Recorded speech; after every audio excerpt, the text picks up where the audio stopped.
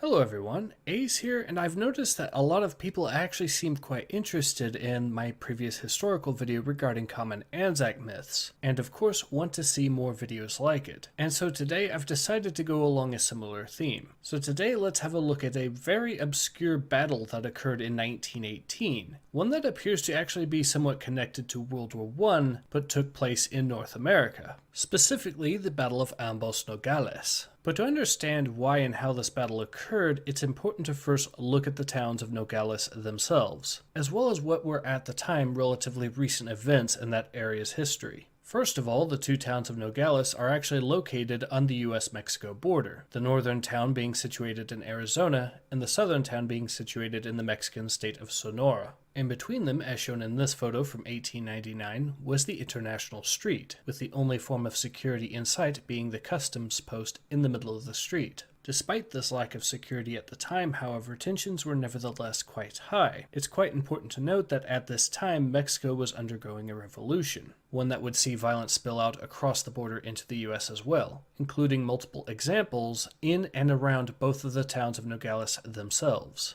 Incidents like these ultimately led to the US deciding to launch a punitive expedition into Mexico specifically to hunt revolutionaries such as Pancho Villa. This was something that already nearly drove the US and Mexico to war. Furthermore, by April of 1917, the United States had joined World War I against Germany, a decision which largely came about due to the Zimmermann Telegram, in which Germany offered a military alliance with Mexico should Mexico decide to declare war on the US, and also promising Mexico support in any claims they may have on the territories that they had lost to the US during the Mexican-American War of the 1840s. Now, it should be noted that the Mexican president at the time, specifically Venustiano Carranza, had decided to remain neutral and not accept Germany's offer. However, the sheer existence of this telegram did not improve relations between the US and Mexico. In addition, there are two other important factors to consider. First of all, due to the sheer instability of the Mexican state during this time period, the simple fact of the matter was that there were large areas of Mexico that the president of Mexico simply could not control. This even included elements of the military. This would ultimately see him overthrown in 1920 due to a revolt led by officers from the region of Sonora, where the Mexican town of Nogales is located. So needless to say, Carranza's actual authority over his country was quite limited, and should any of his generals decide to go rogue and do whatever they want, there was little he could actually do to stop them.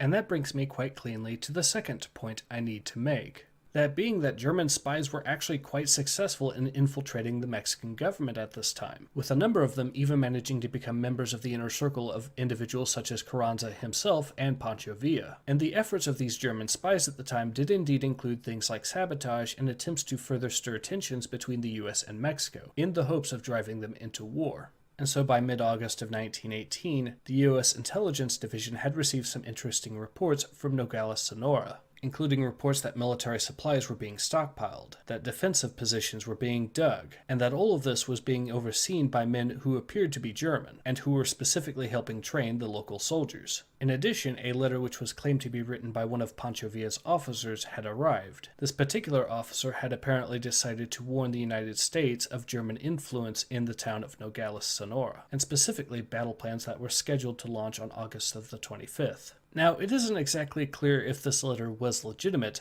but it did actually seem to be taken fairly seriously by the US military. Now, I know this is a lot of history to get through before even discussing the battle, but as I've said, I do believe it's absolutely essential to understanding why the battle took place, which itself began on the 27th of August. Specifically just after 4 p.m., when a Mexican citizen attempting to cross the border from US to Mexico attempted to do so without going through basic inspection. The customs officer, suspecting the man of potentially smuggling contraband, ordered him to halt, and when this man refused to do so, drew his weapon and chased after him, followed by a US soldier. Mexican border guards, upon seeing this spectacle, decided to open fire on the US customs officer, but instead accidentally hit and killed the soldier. In response, the customs officer, as well as other nearby US soldiers, returned fire, and thus the battle had begun, with many civilians on both sides forming impromptu militias, and firing on one another from across the border. However, this was not all, as the United States would receive reinforcements from the 10th Cavalry Division, which was a formation of buffalo soldiers that had quite a fearsome reputation, having seen extensive action in the Indian Wars, the Spanish-American War, and the American-Filipino War. In fact, it was with this unit that the commander of the AEF, General John J. Pershing, had first served, and as such is also how he received the nickname of Blackjack. These reinforcements from the 10th Cavalry actually pushed into the town of Nogales, Sonora itself, taking the key high ground that the Mexican military had previously been entrenching. From here, these troops would hold their ground and fight until around 7:45, when a ceasefire was finally called. It has been reported that during this engagement, at least 2 U.S. officers and 3 enlisted men lost their lives,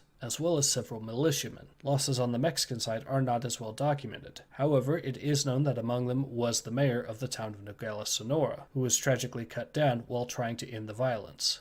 Interestingly enough, however, it has also been reported that among the dead were at least 2 German agents, which would mean that this could technically be viewed as the only land battle from the First World War to take place on North America, and so ended the Battle of Ambos Nogales. Now, it should be said that the United States and Mexico never did actually go to war over this border incident, as a war was simply against the interests of both nations. However, this battle nevertheless still had long-lasting ramifications. In response to the battle, the U.S. government decided to build a fence along the International Street, the first permanent American fence on the U.S.-Mexico border, which would ultimately start a trend that we see to this day. I hope you found this video to be quite to your liking, and I do also of course look forward to doing more historically based videos as well in the future. But in any case, this has been Ace. Hope to see you guys again soon. Take care. Ace out.